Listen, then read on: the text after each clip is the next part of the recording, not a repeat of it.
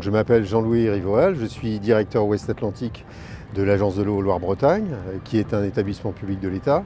qui a comme mission essentielle d'accompagner l'ensemble des projets qui visent à la restauration de l'eau et des milieux aquatiques sur un très grand territoire, puisqu'il va des sources de la Loire jusqu'à Brest.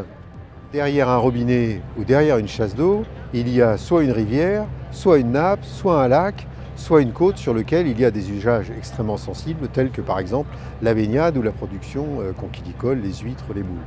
Et donc, dans un premier temps,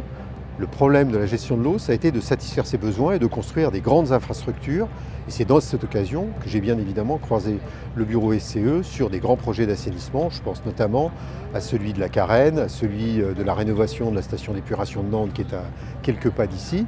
et qui ont mobilisé des équipes techniques qui étaient extrêmement spécialisées, dans un premier temps sur des dispositifs d'épuration, donc des spécialistes de l'épuration. Et au fur et à mesure, on s'est aperçu que un outil d'épuration, par exemple dans le cadre de la Carène,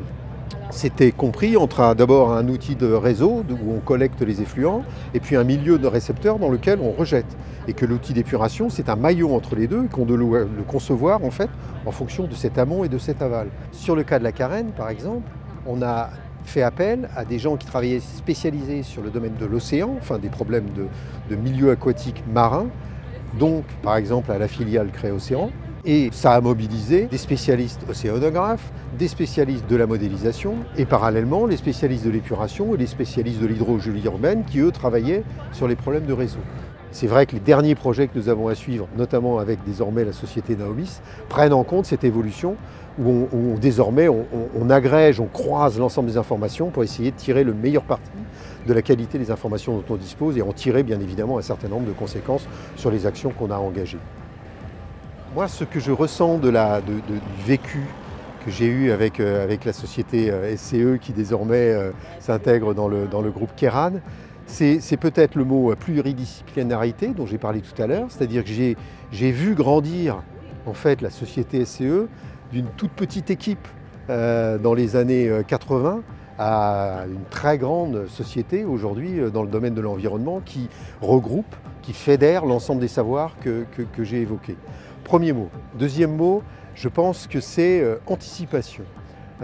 J'ai ressenti au fur et à mesure des projets avec lesquels nous nous sommes croisés auprès de d'une multitude de maîtrises d'ouvrage, j'ai ressenti cette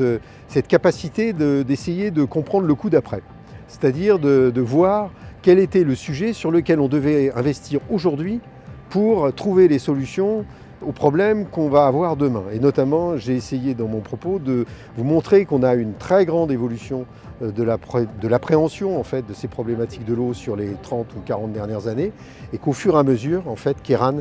SCE s'est adapté, a anticipé toute cette évolution, notamment par la mobilisation de l'ensemble de ses équipes.